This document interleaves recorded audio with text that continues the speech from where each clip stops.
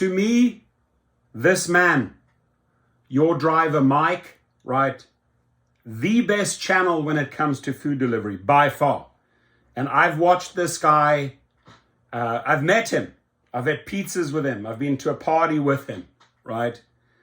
When he says, stop driving for DoorDash, 5 reasons you should quit, I listen, right? I listen and I learn from this man when it comes to food deliveries, right?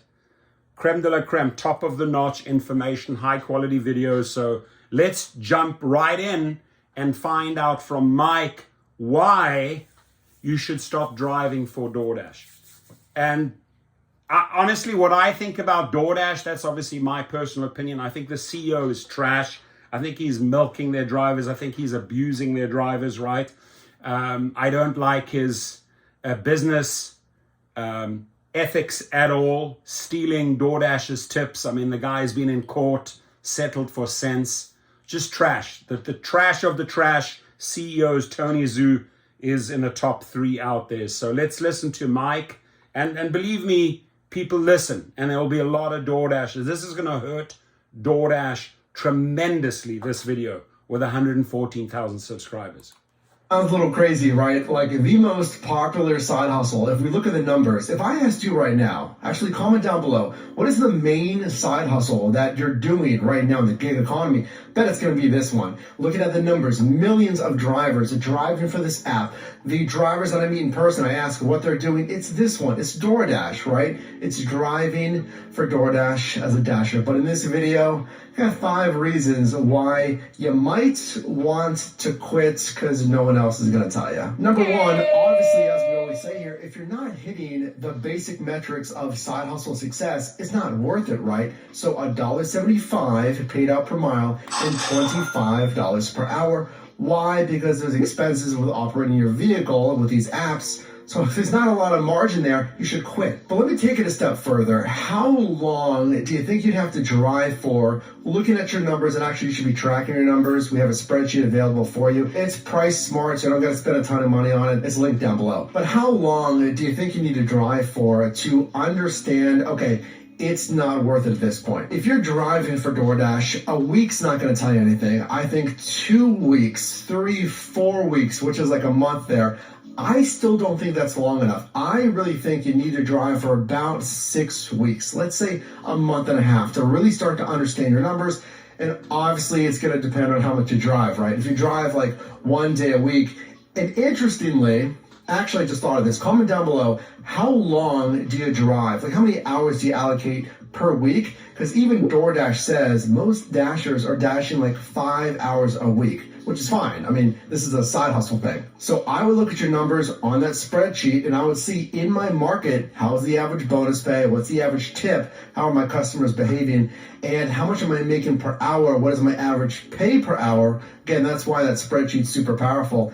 And then you can actually see some trend analysis after about 6 weeks. Number 2, 100%, I feel like this is a solid. Like you should quit driving for DoorDash if you're relying on time earnings mode and minimum guarantees. Look, the bonus pay. I say it time and time again, the bonus pay is what's going to make you the most money possible on any of these apps, folks. Base pay, promotional pay, and then tips. That big chunk comes from that promotional pay. So if you're relying on the hourly guarantee on DoorDash, here in Pittsburgh it's $12.25 an hour. Comment down below what your average is for time earnings mode. That is the minimum. That's like DoorDash paying as little as they really need to make it viable, $12.25 an hour.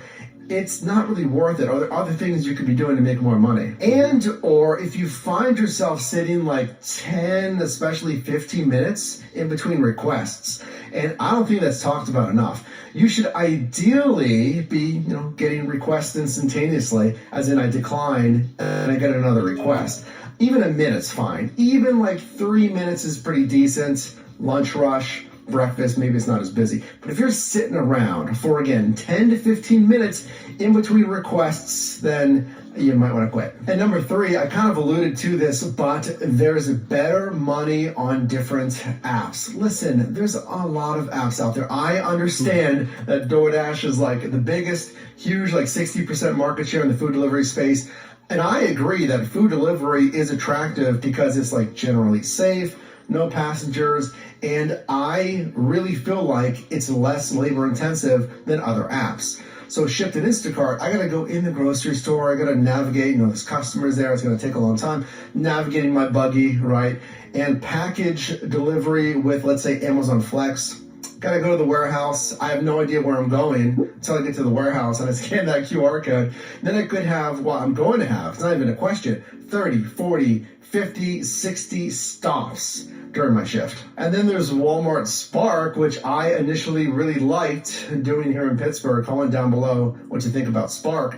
But you go to the Walmart, the Sam's Club, you pick up the stuff. You don't got to shop for it if you're doing a certain kind of run, which is nice.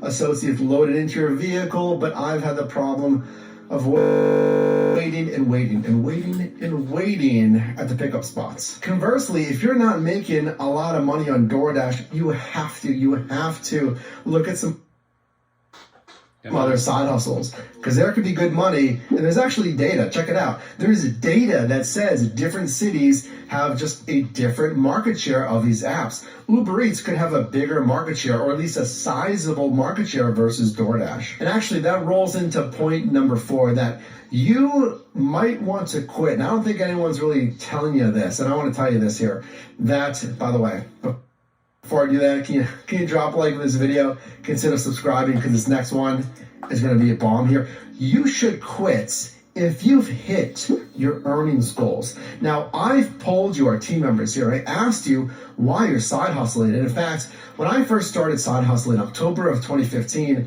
I was sitting around, I'm here in Pittsburgh, and if I went out, I'm spending money, I'm certainly not making money. And then if I didn't go out, I'm sitting at home and I'm not really doing anything. So I wanted to make some extra money and be in charge of some of my money. I want you, and I want this for myself as well, this is where we're going here on the channel in 2023 and beyond, is I want you to make as much money as possible. And you don't have control on these side hustle gig apps. Now, it's cool. I like doing it. It's fun. It's a cool side hustle, right? Because that's how it's marketed, the gig economy. But if we want to build wealth in 2023 and beyond, you can build up some capital, some liquidity from these apps, but then I would transition to something you have more control over. Owning assets, building out your investment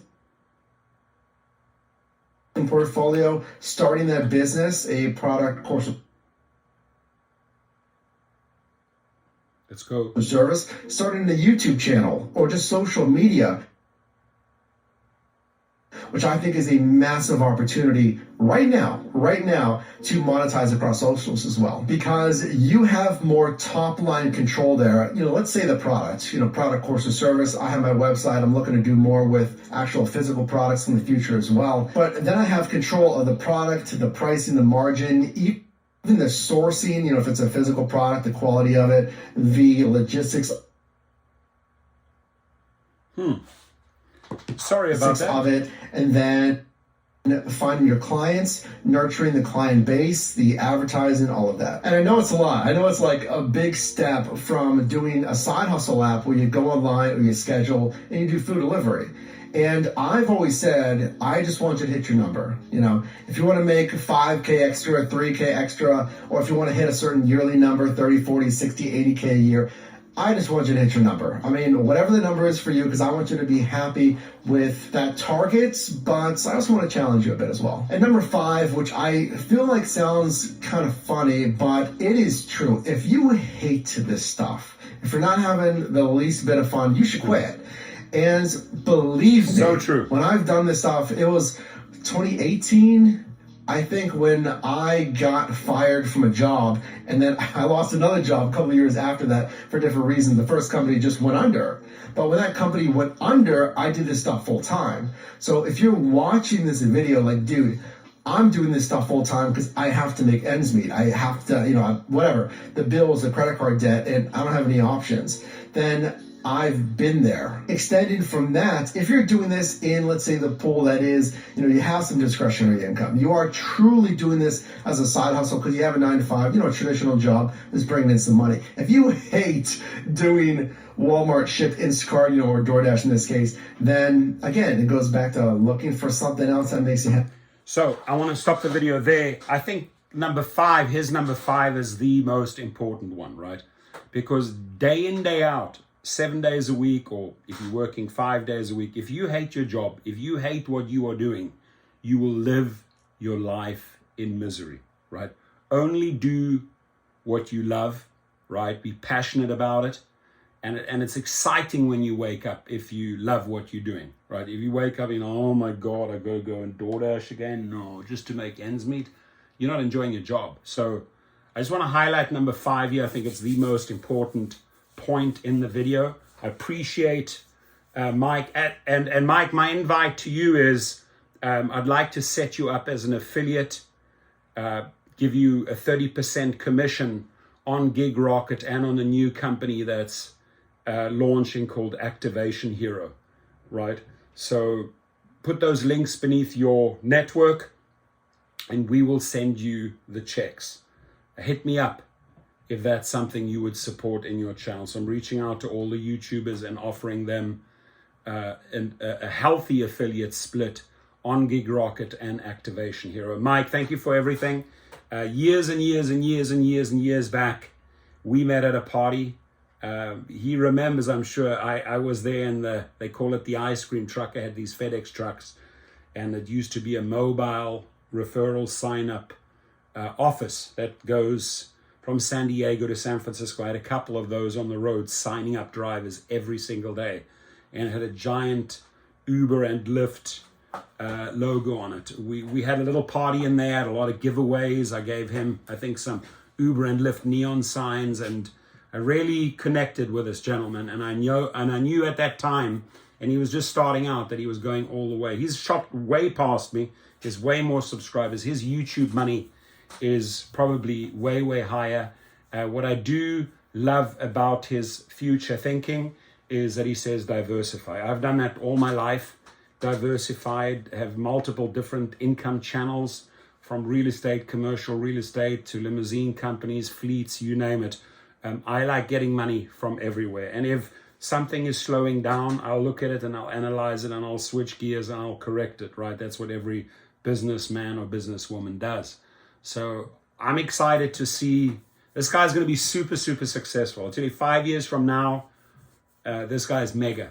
I know it. I can feel it. So have a great one, Mike, and glad I met you years back, and all the best with your channel and your future and your career. Have a good one. Thank you.